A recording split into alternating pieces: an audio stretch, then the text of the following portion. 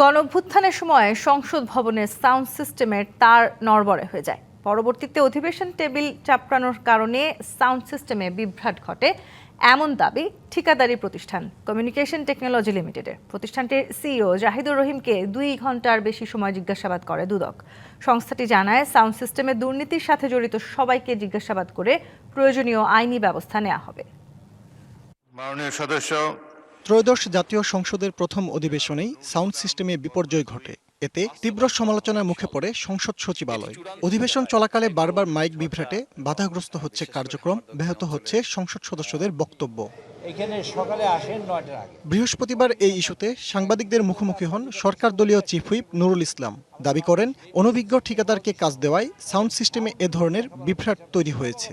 আমাদের সাউন্ড সিস্টেমের কন্ট্রাক্টর হয়েছে কারা? যারা কনস্ট্রাকশন কাজে অভিজ্ঞতা আছে তারা। এটাই দরপত্রের আইন করেছে। সাউন্ডের ব্যাপারে অভিজ্ঞতা এরকম লোক ডাকে না। আবার দরপত্র রিপেয়ারিংয়ের করে যে লোক নিয়েছে সে হলো মুদি দোকানদার। চুরি হয়েছে এখানে সাউন্ড নিয়ে। কাজে আমরা চেষ্টা করছি সাউন্ডকে, আমাদের ইনকোয়ারি কমিটি বসিয়েছি, তারা রিপোর্ট দিলে আমরা দেখব কার দোষ কার ত্রুটি। এদিকে সাউন্ড বিভ্রাটের ঘটনায় দুদকে তলব করে প্রায় 2 ঘন্টা জিজ্ঞাসাবাদ করা হয় অভিযুক্ত ঠিকাদারি প্রতিষ্ঠান প্রধানকে। টেবিল চাপড়ায় করে ওই পাশে যান, যখন টেবিল চাপড়াইছে তখন ওই কানেকশন লুজ এই লুজ হওয়ার থেকে এই প্রবলেম হয়ে গেছে। এখন টেবিল চাপড়া চেঞ্জ করে আমরা কাজ চেঞ্জ করে দিচ্ছি, ক্লিপগুলো সব প্রপার্টি লাগাতে আছে, এখন হাজার টেবিল চাপড়া দেওয়া আর কিছু। এ ঘটনায় জড়িত সবাইকে পর্যায়ক্রমে জিজ্ঞাসাবাদ করা হবে বলে জানায় দুদক।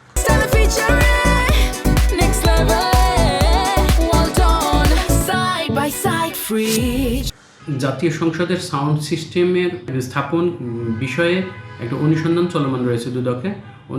অনুসন্ধানের অংশ হিসেবে অনুসন্ধানকারী কর্মকর্তা অভিযোগ সংশ্লিষ্ট ব্যক্তিকে আজকে ডেকেছিলেন।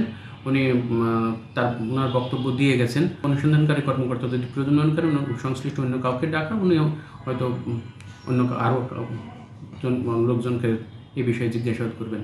অভিযুক্ত প্রতিষ্ঠানের বিরুদ্ধে গত বছরের এপ্রিলে অনুসন্ধানে নামে দুদক। Fazle Rabbi Saurav, DBC news, Dhaka.